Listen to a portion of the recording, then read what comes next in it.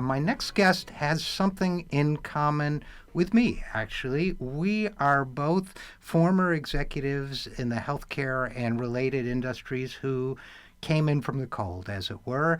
And I had made some diversions along the way. He came straight from the healthcare industry to telling the truth about a lot of things, including the healthcare industry. He's a former health insurance executive, author of the book Deadly Spin about that industry. Very, very good book and very well worth reading. Regular contributor to the Huffington Post and healthinsurance.org. And he is the co author of a new book entitled Nation on the Take: How Big Money Corrupts Our Democracy and What We Can Do About It. He joins us now, Wendell Potter. Wendell, thanks for coming on the program.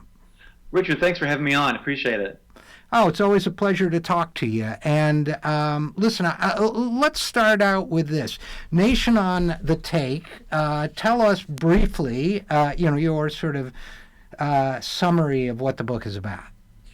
It's about, I guess really the subtitle indicates just how corrosive big money has become to our democracy. And what we tried to do with this book is to connect the dots for people, to help people understand not only how we got here, uh, but also the consequences of so much money that's being spent to influence elections and public policy, how it affects us in our daily lives. And the book is actually in three parts. The first is really how we got here. The second part, the middle part, looks at five different industries and explains how all the money that they spend to influence public policy in one way or another for the pharmaceutical industry, for example, how that translates into higher drug prices and what that means for us as patients and consumers. And then the back part of it is what we can do about it. And I have to say, Wendell, that my favorite part of it, perhaps, I mean, I enjoyed the entire book. My favorite part, I think, is the part, what we can do about it, and the affirmation that, in fact, as you say, this problem, from a technical point of view, of the corrosive corruption of a corrupting effect of big money in politics is easily fixed. But of course, getting technically, from a technical point of view, but getting those fixes implemented is a challenge because, in effect, you're trying to redesign an aircraft while it's at 50,000 feet. You've got to fix the problem with the problem, the system that is the problem.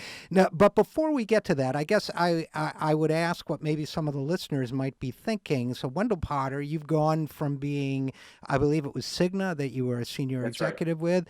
Uh, you've gone from being a senior executive with Cigna to a few short years later being a guy writing about how big money corrupts our democracy. How does that happen to a person? Well, it was never intended. It was never intended either that I would be an executive at a health insurance company.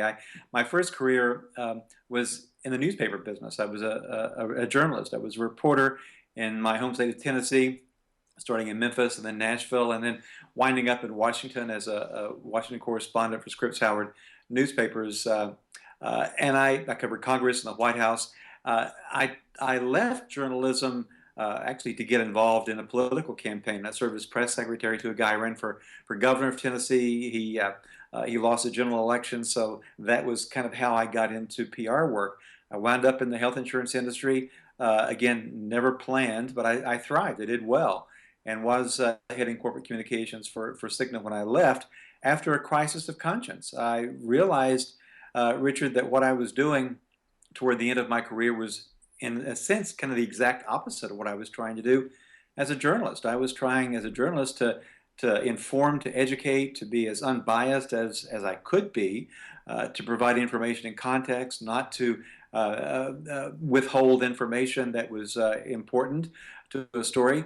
But that's largely what I was doing. I realized, or at least in many cases, as a PR person for the insurance industry, I was trying to preserve a status quo that was quite profitable for-profit insurance companies. And I came to realize that's part of the problem.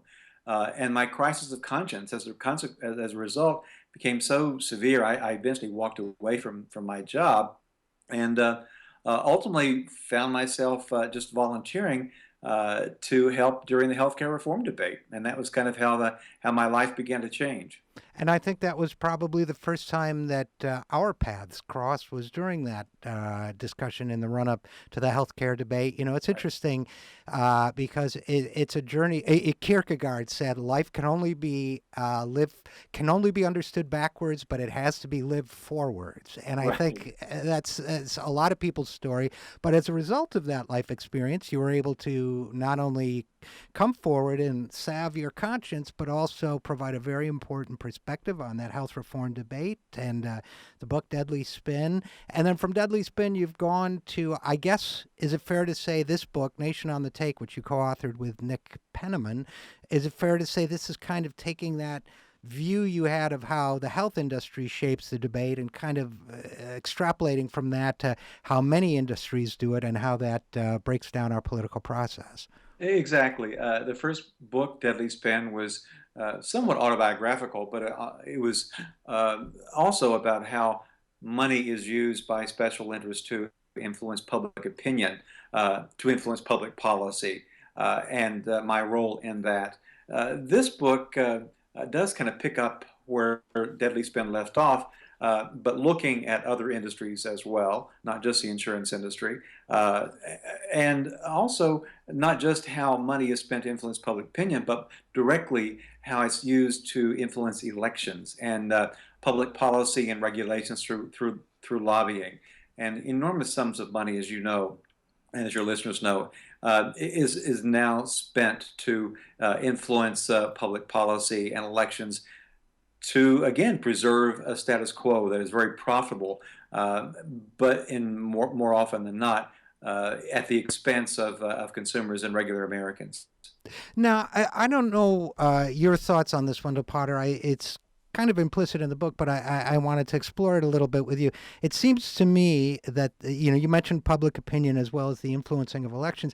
It seems to me that that industries or lobbyists and so on, their representatives, um, influence elections in two ways. One is by influencing public opinion, and that involves media getting the right spin on the story and so on.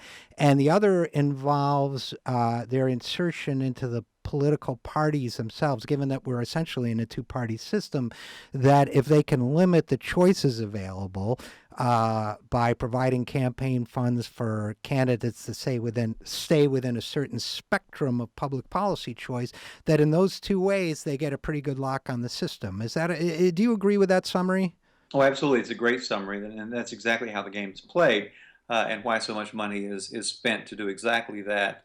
It is to preserve an advantage, to really rig the system, to use a term that Bernie Sanders has used, and even Donald Trump.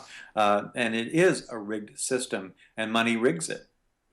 Right, and by the way, whenever Bernie's name comes up, integrity forces me to state that I am Bernie Sanders' writer. I'm the campaign writer, so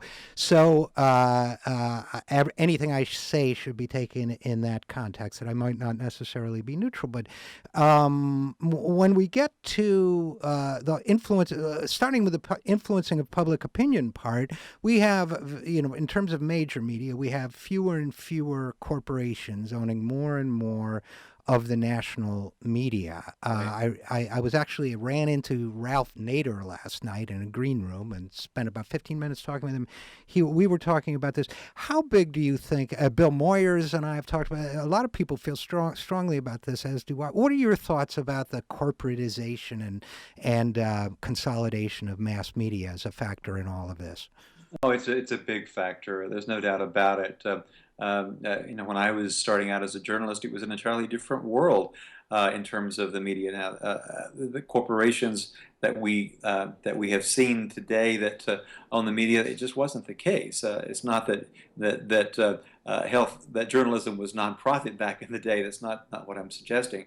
But I'm here in Philadelphia. Philadelphia is the home of Comcast. Comcast owns NBC, buying DreamWorks. The corporatization of the media is something that we need to be mindful of and fearful of, in my opinion. Right. I think that's extremely well said. We're talking with Wendell Potter, who is the co-author of Nation on the Take. So now we get to the political parties themselves. I mean, basically, when you go to vote in this country, you're going to, in all likelihood, if you're going to vote for a winning candidate, you're going to elect either a Democrat or a Republican. As far I don't want to be partisan about it, and you've gotten endorsements in your book, I noticed, from both known Democrats and a couple Republicans there. Mark McKinnon, who Right. worked for President George Bush, and Alan Simpson, who I have had many thoughts about over the years, but Senator Alan Simpson, Republican from Wyoming, co-chair of the Simpson Bowles Committee. So basically, it's a nonpartisan issue, but I think where it becomes partisan is where there are policy options taken off the table because neither party will advocate for them. Yeah.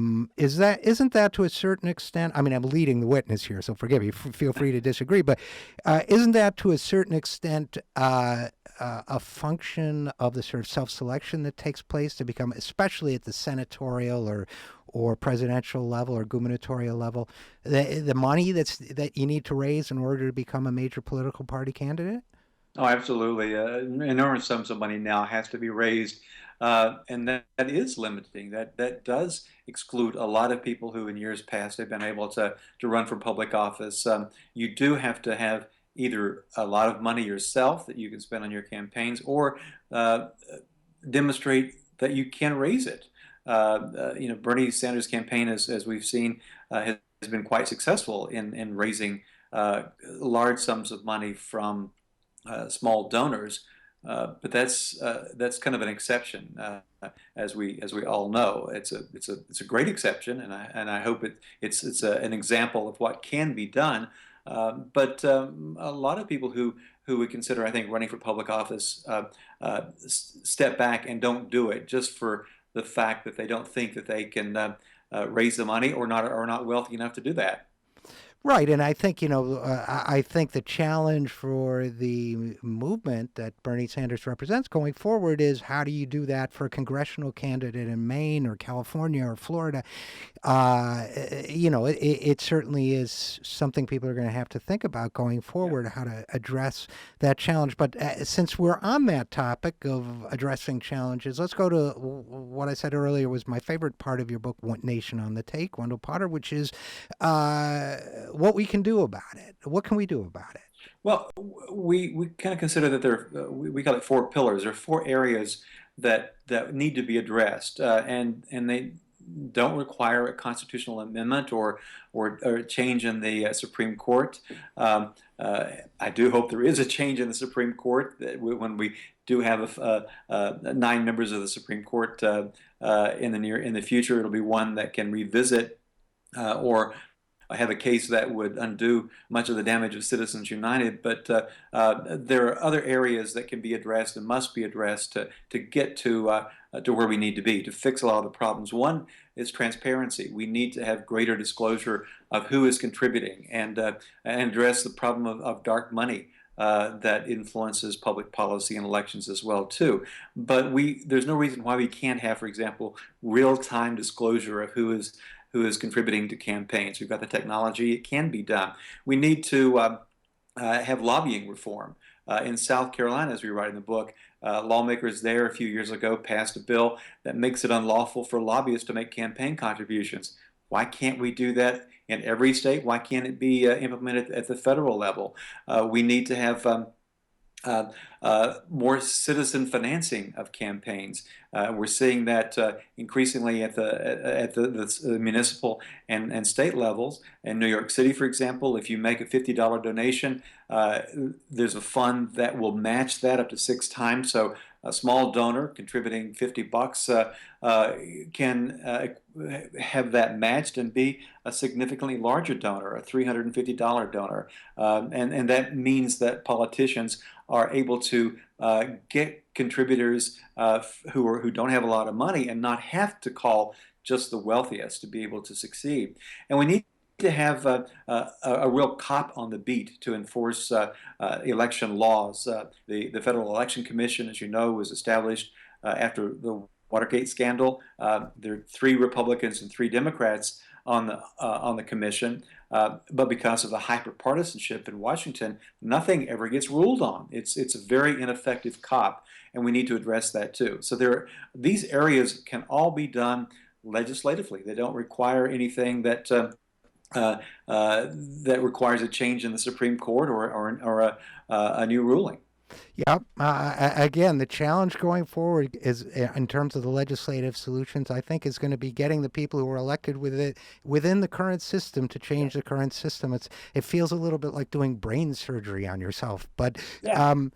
that's going to be the challenge. But Yeah. your book is extremely clear and thorough and concise in laying this all out. So thank you for writing it. Thank you for coming on the program, Wendell Potter, co-author of Nation on the Take. Thanks for joining us. Thank you, Richard.